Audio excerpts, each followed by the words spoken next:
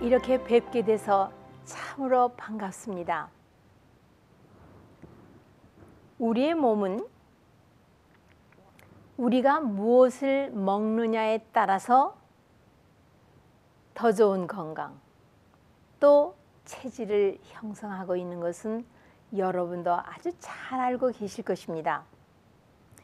이런 의미에서 우리가 어떠한 음식을 먹느냐는 대단히 중요합니다. 우리의 몸은 그 세포나 조직이나 장기가 우리가 사용함으로써 매일같이 매 순간마다 파괴되고 소모되고 우리의 그 힘과 능력과 이 모든 것을 활용함으로써 다시 보충되어야 합니다.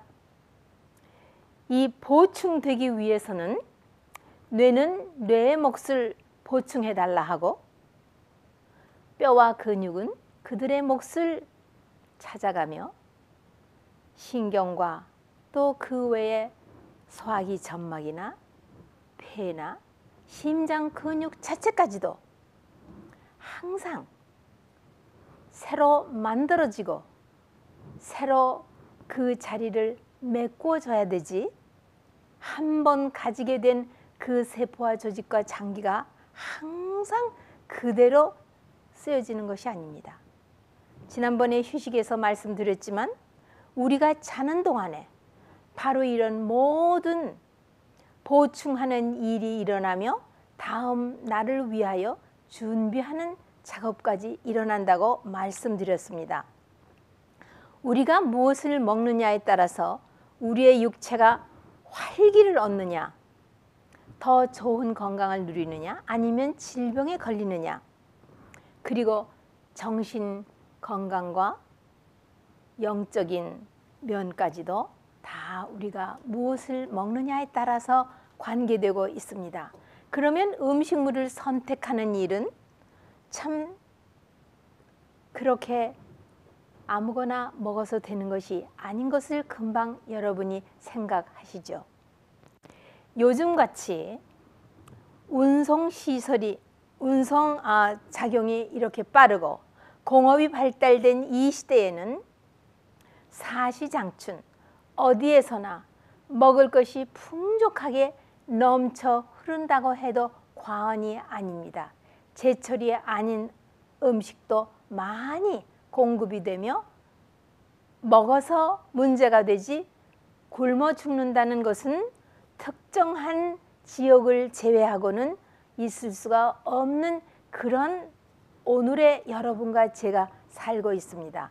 그러면은 육체에 필요한 영양소를 공급받기 위하여 어떠한 음식물을 선택해야 하느냐, 그 지침 기본은 어디에 두어야 하느냐.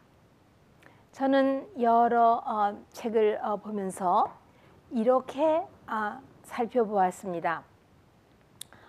역시 가장 좋은 음식물을 알려면은 우리를 만드신, 우리를 조성하신 하나님께, 창조주께 물어보는 게 좋겠다.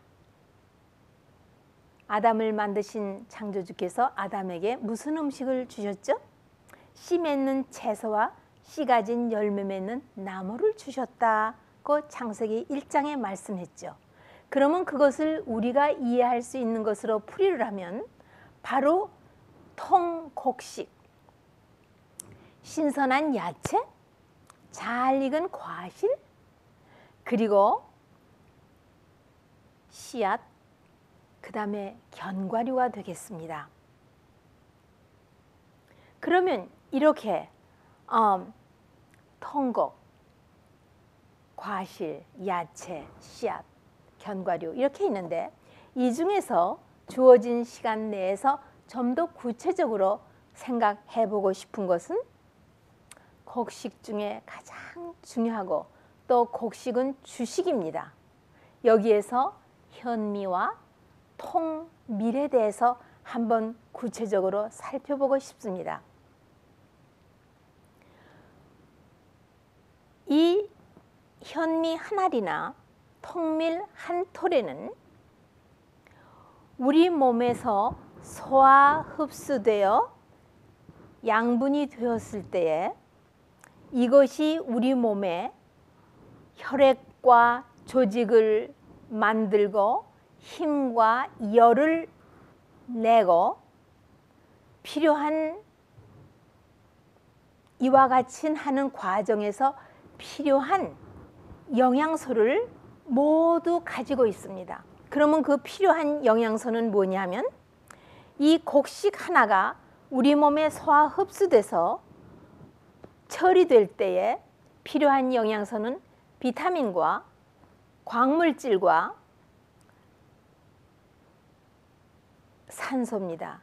산소는 호흡기에서 공급되는 것을 여러분 벌써 들으셨습니다. 그러면은 이 전분이 세포 안의 미토콘드리아라는 발전기에 의해서 힘과 열을 낼 때에 필요한 것은 비타민 중에서도 비타민 1, 지아민이죠. 그 다음에 칼슘, 이런 것들이 꼭 필요합니다. 예를 들면 통밀 하나를 구체적으로 살펴보겠습니다. 통밀의 그 속 배유에는 주로 농축된 전분이 들어 있습니다. 그 다음에 겉껍질, 그러니까 밀기울이죠. 거기에는 섬유질, 비타민, 무기질, 철분, 칼슘과 인, 그리고 질이 좋은 단백질도 있습니다. 그리고 폐와 눈에는, 밀눈에는 두말할 것도 없이 생명이 있는 부분이고 싹이 돋아 나오는 부분이며 비타민 B와 비타민 E와 그것이 풍부히 있고 단백질과 지방이 있습니다. 그런데 우리가 전에는 이것을 창조주께서 우리의 식물로 주신 대로 그냥 먹고 아주 건강했습니다. 아직도 이것을 그냥 먹는 그룹은 이 지구상에서 혼자 살고 있는 사람들이라 알려졌고 그들의 수명은 150세까지 건강하게 정신도 아주 좋게 그렇게 살아가고 있다고 합니다. 1880년도 이후에 도종 기술이 발달됨으로써 이 껍질과 눈을 싹 벗겨버리고 농축된 전분만 우리에게 보급이 되고 있습니다. 왜요?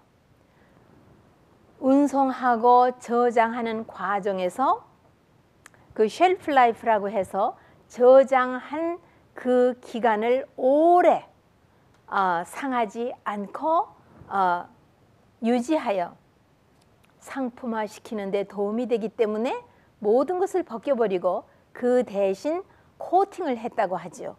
예, 그 다음에 보니까 많은 것들이 부족한 것을 사람들이 병으로 나타나고 있기 때문에 1944년에는 Fortified Vitamin and Mineral이라고 해서 비타민과 필요한 것을 거기다가 첨가를 했다고 합니다. 그러면 첨가한 것이 제거한 그것과 같을까요? 아닙니다. 짝이 맞지 않고 그 분량이 꼭 필요한 만큼 있지 아니하고 적거나 지나치고 또 생명의 활력이 없어진 지 옛날인 것을 첨가하기 때문에 우리 몸의 신진대사에서 가장 좋은 결과를 내지 못합니다. 그러면 이렇게 높은 기술의 발달로 도종 기술 처리한 정제한 흰밀가루, 흰쌀, 흰설탕, 식용유, 농축된 단백질 이런 것들은 가공식품으로 슈퍼마켓에 많이 나와 있음으로 인하여 많은 병들을 일으킵니다. 우선 우리 쌀 하나에 대해서만 살펴보시겠습니다. 정제한 흰쌀로 흰밥, 흰쌀로 밥한 흰밥으로 만든 김밥, 또 백설기, 흰 가래떡, 떡국 만드는, 그 다음에 징편, 또 뭐 여러 가지 흰쌀로 만든 떡 종류, 예, 그 다음에 밀가루는 흰빵, 국수, 모든 국수 종류. 우리가 보기에 그것이 갈색을 착색을 했다고 해도 그 함량을 보면은 흰 밀가루가 주 성분으로 되어 있는 것을 여러분 아시게 될 것입니다. 그러면 이렇게 정제한 식품으로 만든 가공식품이 우리 건강에 어떤 영향을 미쳐서 어떤 질병을 일으키고 있느냐, 참으로 관건입니다. 오늘날 같이 도처에 만연해 있는 질병과 고통은 많은 경우에 음식물을 잘못 선택했거나 잘못 먹어서 온다고 모든 생각이 있는 의사들이나 과학자들은, 그리고 또 본인들도 몸이 그렇게 말해주기 때문에 음식물을 우리가 지적하고 있습니다. 그러면 이런 음식을 먹으면서 오는 그 질병이 어떤 종류가 있는지 대충 살펴보시겠습니다.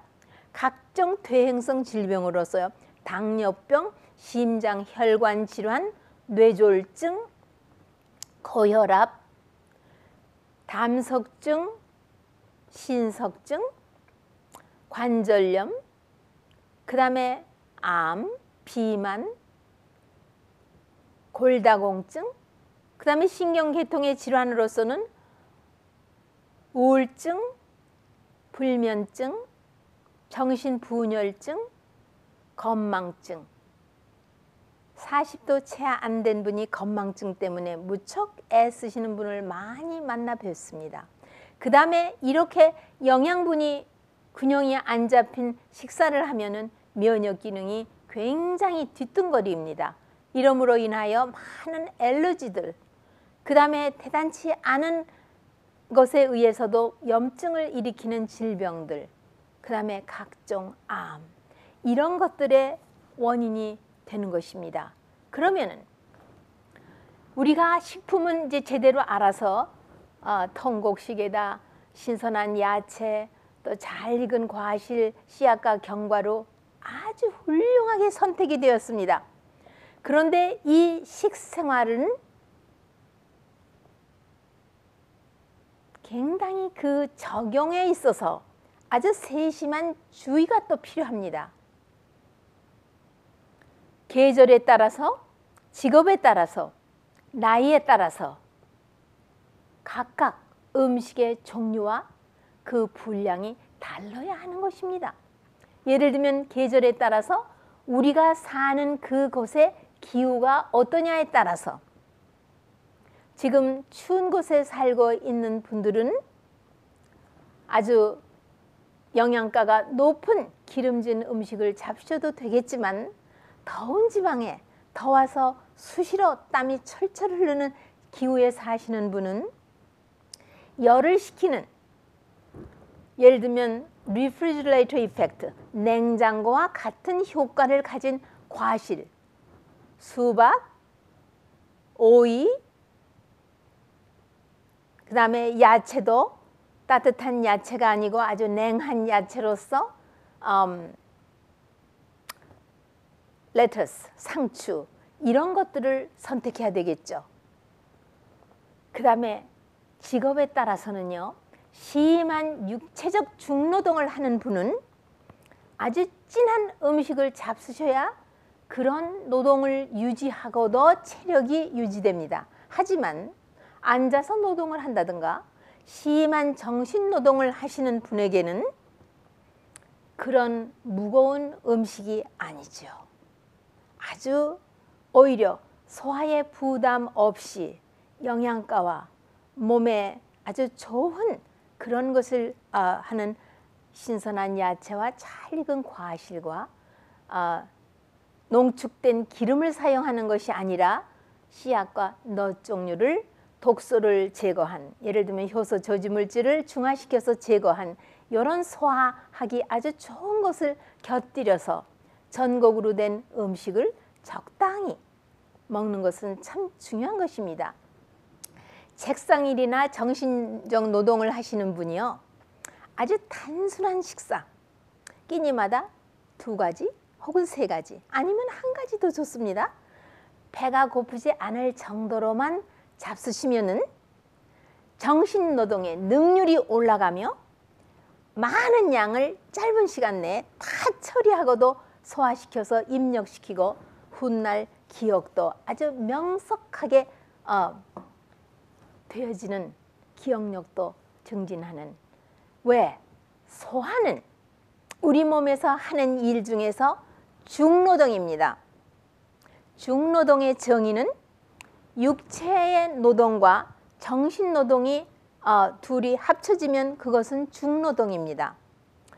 소화기는 소화기대로 애를 쓰고 있지만 정신, 뇌가 협력하지 않으면 소화 과정은 일어나지 않기 때문에 음식을 소화시키는 것은 중노동인 것입니다. 그 다음에 어린아이나 노인이 음식을 대단히 많이 먹고 또 진한 음식을 젊은이와 똑같이 먹게 될 경우에 어떤 현상이 일어나느냐 하면요, 몸과 마음이 빈약해집니다. 몸은 허약해지고 정신은 지구력이 없어져서 자라나는 아이들이라고 하면은 공부를 하기에 힘들고, 감정은 흥분 상태라 안정되어 있지가 않아서 무드가 올라갔다 내려갔다 갈팡질팡하는 이러한 경우를 많이 보게 됩니다. 다음은 조리입니다. 요리죠. 음식을, 식품은 제대로 선택을 했는데 어떻게 요리를 하느냐. 특히 곡식 같은 것은요, 정제한 곡식은 아주 요리하기가 쉬우시죠. 하지만 통곡식은 요리하는 과정이 그리 쉽지는 않고 혀도 훈련이 되지 않아서 그리 반가워하지 않습니다. 하지만 이것을 아주 지혜롭게 요리하는 기술을 습득하고 배우셔야 하며, 입맛은 음식에 길들이기로 의지로 선택하시고 입맛을 음식에 길들이기 위하여 아주 끈덕진 노력을 하심으로써 꼭 성공하셔서 여러분이 더 좋은 건강을 누리시게 되기를 바랍니다. 음식을 할 때 사용하는 조미료입니다. 제가 요리 강의를 한번 할 때에 말씀드려야 자세히 말씀드리고, 여기서는 대충 이런 것들이 관건이 되고 있습니다고 말씀드리려고 합니다. 첫째로 짠맛입니다. 짠맛이 우리에게 제일로 익숙하고 짠맛이 없으면 식욕이 완전히 떨어지는 현상을 우리가 경험합니다. 소금은 건강한 사람이 하루에 반 차수죠. 그것도 싹 쓸어서요. 그리고 저염식을 나는 하는 게 좋겠다. 그러는 사람은 4분의 1 티스푼. 그 다음에 신맛. 신맛은 식사 때에는 같이 사용하지 않으셔야 소화가 활발히 움직입니다. 신맛이 전분하고 같이 들어가면은 부티아린이 비활성화되고 단백질은 위에서 염산 분비가 제한되므로 단백질 소화가 되지 않습니다. 음식에 단 것을 너무 많이 사용하면은 아예 타액에서 부티아린은 분비도 안 되고 소화기에서는 단백질이 소화되는 과정에 술이 되거나 산이 되거나 이상 발효를 일으킵니다. 매운 것은 여러 가지 점막계통의 염증을 일으키는 것 말고도 아주 작은 신경세포가 위벽에 나와 있음 통증을 뇌에다 전달을 하는 일을 합니다. 이것은 그 신경이 요 겉에 쌓여 있는 것이 없이 그냥 노출된 아주 작은 세포로서 통증을 뇌에 전달하는 임무를 맡고 있습니다. 이것이 마비 내지는 완전히 없어지면, 기능이 상실되면 우리 몸에서 일어나는 일을 뇌에 보고하지 않으니 뇌는 무슨 일이 일어나는지 알지 못하고 병을 미리 예방 치료할 수 있는 증세가 다 없어지게 되고 있습니다. 기름 처리는 아주 주의를 요합니다. 특히 정제된 식용유라든가 여러 가지 단계를 거쳐서 처리한 마가린이라든가 언젠가는 그런 거에 대해서 해로운 것을 말씀드릴 기회가 있겠습니다. 그 다음에 우리가 중국식으로 야채를 스터 프라이 해가지고는 그레이비로다가 쓱 드레싱을 얻는데요. 이 드레싱은 여러분 무엇으로 만드십니까? 주로 찹쌀가루나 흰밀가루로 만드시죠. 정제된 것입니다.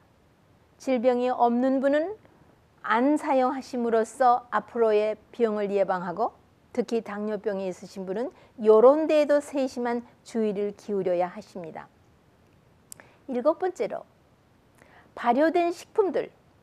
발효된 식품 하면 여러분은 아십니다. 간장, 된장, 고추장, 지나치게 익은 김치들, 이런 것들은 왜 음식하고 안 먹는 게 좋고 염분뿐만 아닙니다. 발효된 식품이 이렇게 훌륭한 신선하고 깨끗한 식품하고 같이 위에 들어가면 소화 과정을 밟게 되는 것이 아니고 이상 발효를 일으킵니다. 이상 발효라 하면 썩는다는 이야기가 되는 것입니다. 그렇기 때문에 양분을 흡수하게 되는 것이 아니고 썩은 중간 산물을 흡수하니까 머리도 아프고 편두통도 오고 온갖 불쾌한 증세로부터 시작하여 이것이 오래오래 가면은 질병을 일으킵니다. 그 다음에 우리가 빵을 만들기 위하여 또 어느 때는 그 당면 같은 것도 통관하기 위해서 붙인 그 스티커가 그냥 올 때 한번 봤는데 베이킹 파우더, 소다 이런 것들을 다 넣은 음식입니다. 이것은 물론 여기에 알루미늄 문제도 있지만 이것은 케미칼로서 위벽을 손상을 입히며 췌장에는 대단히 해로운 케미칼 성분인 것으로서 우리가 이 조미료 사용에서 신경을 굉장히 기울이고 지혜 있게 대체 물질을 바꾸도록 하셔야 됩니다. 여러분, 또 여러분이 잘 이미 알고 계십니다. 과실과 야채는 신선한 과실과 신선한 야채는 같은 끼니에 같이 잡수시지 마시라는 거예요. 왜 그런지 아십니까? 이것은 췌장에 대단히 해롭습니다. 왜냐하면 그 성분이 특히 pH가 다르기 때문입니다. 우리는 요리를 잘하는 것도 중요하지만 우리의 입맛을 음식에 반드시 길들여야 합니다. 그리하여 단순한 식사에 감사할 줄 알며 단순한 식사, 될 수 있으면 천연 그대로 천연의 그 맛을 즐길 수 있도록 여러분 자신이 여러분 자신을 훈련시키는 일은 여러분과 저에게 각각 책임이 부여되고 있습니다. 그 다음에 우리가 식사를 하는데 그 식사법이 있습니다. 첫째로 규칙적으로 식사를 하셔야 됩니다. 정한 시간에 잠을 자고 정한 시간에 일어날 뿐만 아니라 정한 시간에 식사를 하셔야 되고 때에도 시도 없이 간식을 한다든가 과식을 한다든가 늦은 저녁을 식사하신다는 것은 우리에게는 허용되어 있지 않습니다. 물론 천천히 잘 씹어 먹어야 되고 이 씹어 먹는 얘기 나왔으니 시간이 참 다급하지만 제가 꼭 말씀드려야 되겠습니다. 우리가 잘된 통곡식으로 만든 음식을 지금 전분 음식을 입에 넣고 씹고 있습니다. 아주 천천히 잘 씹으려고 합니다. 그런데 손이 습관적으로 짠 반찬을 갖다 넣습니다. 어떤 현상이 일어납니까? 타액이 많이 분비되면서 더 이상 씹을래야 씹을 수 없이 꿀꺼덕 넘어갑니다. 맨밥을 입에 넣고 천천히 잘 씹어서 배착지근한 그 밥의 단맛을 느낄 때까지 씹어 잡수시고 반찬은 그 사이사이에 입가심을 하셔야 되는 것입니다. 그 다음에 수분, 물도 안 되지만 찌개나 국에 있는 수분도 잡수시면 효소가 희석이 됨으로써 그만큼 소화 흡수율이 뚝 떨어지게 됩니다. 어떤 분은 습관적으로 뜨거운 음식을, 또 어떤 분은 얼음같이 찬 음식을, 이 두 가지가 다 소화기만 문제를 일으키는 것이 아니라 간에도 스트레스를 갑니다. 왜? 뜨거운 것이 들어가면 피가 간으로 가서 위가 냉랭해지면서 식혀야 흡수가 되고, 찬 것을 잡수시면 간이 위로 피를 많이 보냄으로써 위가 따뜻해져서 이 찬 것을 데워야 비로소 흡수가 되는 이런 필요 없는 부담스러운 일 처리를 해야 하는 것입니다. 뒷받침을 해주는 심장에게도 무리가 가는 것입니다. 그 때문에 심장 환자에게는 더웁고 찬 것을 먹지 말고 실내 온도와 같은 음식을 권하고 있습니다. 그 다음에 식사의 횟수입니다. 여러분이 식사를 조심스럽게 5-6시간의 간격을 두고 식사를 하시다 보면은 자연히 어떠한 현상을 여러분이 겪으시는 거 하니요.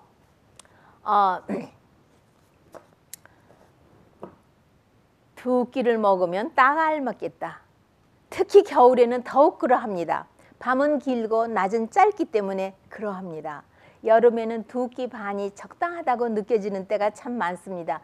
왜냐하면 아침에 해가 일찍 뜨고 저녁에 해가 늦게 지고 밤은 아주 짧고 낮은 길기 때문에 저녁을 간단히 과일 하나나 그렇게 먹으면 아주 좋은 것을 느낍니다. 우리 몸은 우리의 것이 아니니까 우리 맘대로 할 수는 없습니다. 누구의 것입니까? 우리 주 예수 그리스도께서 당신의 생명으로 우리를 사셔서 소유권은 그분에 있기 때문에 그분이 우리에게 추천하는 모든 것을 순종하는 것은, 그 건강의 법칙을 순종하는 것은 우리 개인의 의무에 속할 정도로 필수적인 것입니다. 다음 이 시간에는 육류, 어류, 해물, 그리고 우유와 계란, 왜 이런 것들이 해로우며 왜 식용으로 적당하지 않아서 추천할 수 없는지, 우리가 사는 오늘 현대의 말입니다. 이런 것을 말씀 나누려고 합니다. 다음 이 시간에 꼭 뵙게 되기를 기다리겠습니다.